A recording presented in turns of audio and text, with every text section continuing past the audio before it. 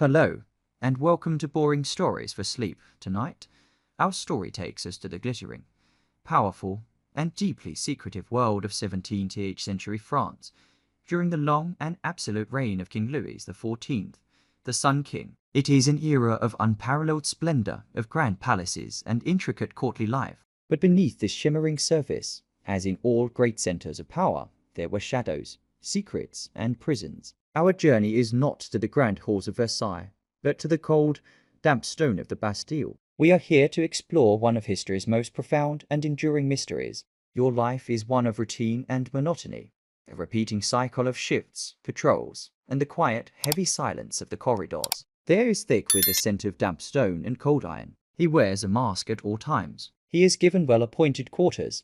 His meals are of a good quality, and he is allowed to read and play the cello. But he must not speak to anyone, save for his chief jailer, and only then to communicate his most basic needs. You see him sometimes, a tall, graceful figure walking in the courtyard, always accompanied by his jailer. Is he a disgraced general who knows a terrible secret? A foreign nobleman? Or something more? The mystery of his identity fills the cold air of the prison, a palpable presence. He is a man reduced to a single defining characteristic, the mask he is forced to wear. Your shift ends. You leave the silent corridor, but the image of the masked man remains, a living ghost in the heart of Paris, his secret as much a prisoner as he is. You hear the faint, melancholic notes of his cello drifting from his cell. You bring his meals, but you do not see him eat them. You know the rhythm of his life, but you know nothing of the life he lived before these walls. Not a crude, iron cage as the legends would later tell it, but something almost stranger in its softness,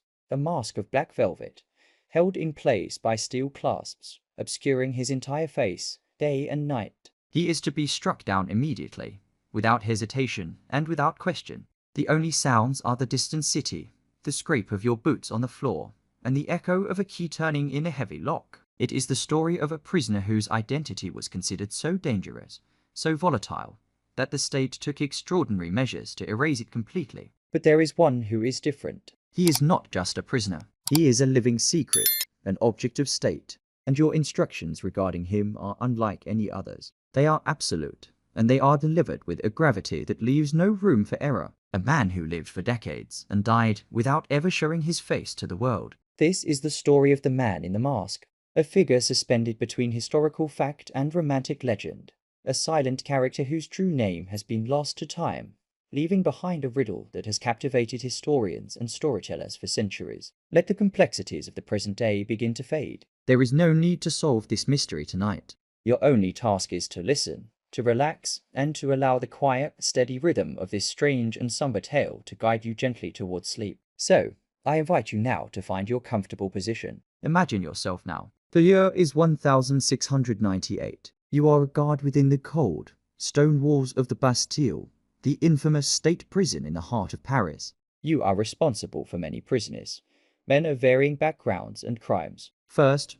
you are told that the prisoner's face must never, under any circumstances, be seen by anyone. Second, he is to be treated with a degree of respect. And the final order, delivered with a cold, unwavering finality, is this: if the prisoner ever attempts to speak of who he is, or from whence he came, who could this man be, that his face alone is a threat to the kingdom of France? Your interactions with him are therefore distant, defined by this wall of enforced silence and anonymity. Among the other guards, there are only whispers.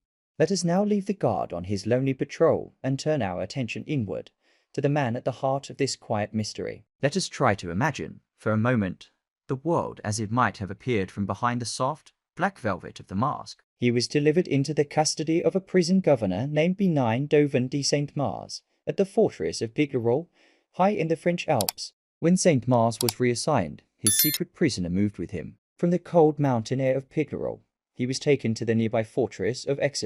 From there, a long journey south to the sun-drenched island of Sainte-Marguerite, in the Mediterranean Sea just off the coast of what is now Cannes. What happens to the self when it is never reflected back? He could not speak his name. No one could look upon his face. He was denied the fundamental human experience of being recognized. We can only wonder about the slow, quiet, psychological toll of such an existence. With the man himself gone, the mystery of his identity was free to grow, fueled by a handful of historical clues and a great deal of speculation. Did he, in the quiet of his cell, remember the face he once had? Imprisoned in the Bastille himself years later, Voltaire heard the aging stories and whispers about the mysterious, long-term prisoner from the guards. Over the centuries, historians and novelists have tried to place a name and a face behind the black velvet mask. The premise is that to avoid any possible challenge to the line of succession, the second-born twin was condemned to a life of anonymity, his face hidden forever to conceal his royal likeness. While it makes for a compelling story,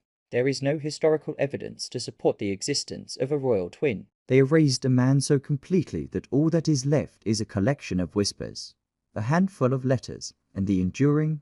Candidates have been proposed, such as the disgraced finance minister, Nicolas Fouquet, or an Italian diplomat named Ercole Antonio Mattioli, who had betrayed a secret treaty with the French king. The French monarchy succeeded in its task. Silent question: who was the man in the mask? The difficulty with these theories is that the fates of most of these men are already documented, and the extreme, lifelong secrecy seems excessive for their known crimes. In his writings, he presented the story to the world, adding the dramatic, though likely inaccurate, detail that the mask was made of iron. Perhaps he was an older, illegitimate brother of the king, or even an illegitimate son of the king's father, Louis XIII, by a different mother. Such a connection would explain both the need to keep him hidden and the reason he was not simply executed. Voltaire argued that the level of secrecy and the respect with which the prisoner was treated could only mean one thing, that he was a person of extremely high birth. Or over the long, silent decades, did the man he used to be slowly fade away, leaving only the prisoner, a quiet, nameless man in a velvet mask? And finally, in 1698, he was brought to Paris, to the Bastille. Now, an old man, he resided in the most infamous prison in the kingdom, a silent figure whose past was a complete blank, waiting for history to try and fill in the pages. For the next 34 years, the prisoner's existence would be inextricably linked to this one man. He was buried quickly and quietly in the St. Paul des Champs cemetery under the false name of Marchielli.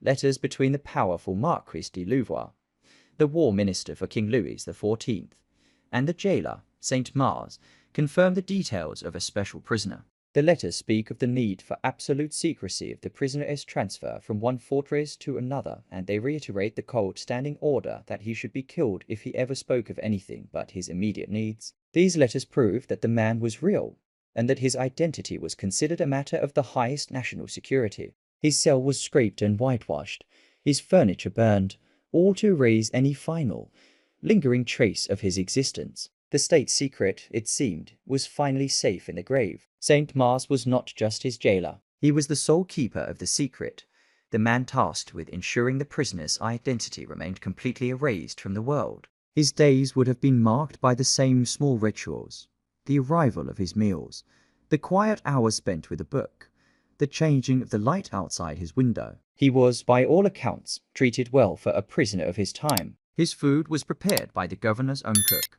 He was allowed to read, and he reportedly played the cello. These were not acts of kindness, but practical measures. The state did not wish for its prisoner to be a martyr. It wished for him to be a secret, and for that secret to be kept alive and quiet for as long as possible. His is a story with no confirmed beginning, only a long and documented middle, a life lived entirely within the shadow of the French state. The historical record of the prisoner begins in the year 1669. Imagine him being carried in a special covered chair, known as a litter, designed so that no curious local could catch a glimpse of his face. His world was a succession of stone walls, barred windows, and the constant and changing presence of Saint Mars. The prisoner's life became a slow, quiet journey through the French prison system, a series of transfers that followed the career of his warden.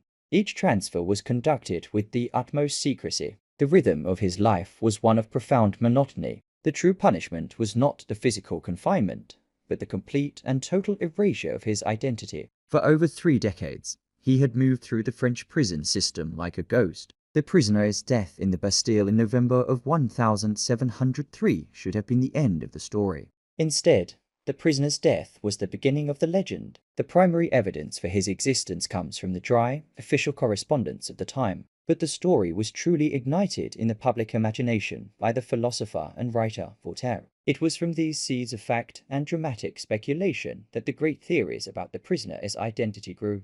One of the most famous and romantic theories, the one immortalized by the writer Alexandre Dumas, is that the prisoner was the identical twin brother of King Louis XIV himself. A more plausible, though still unproven, set of theories suggests he was another inconvenient relative. Other, more mundane theories suggest he was a disgraced official who knew a dangerous secret. Each theory offers a compelling story, but none fits the few known facts perfectly.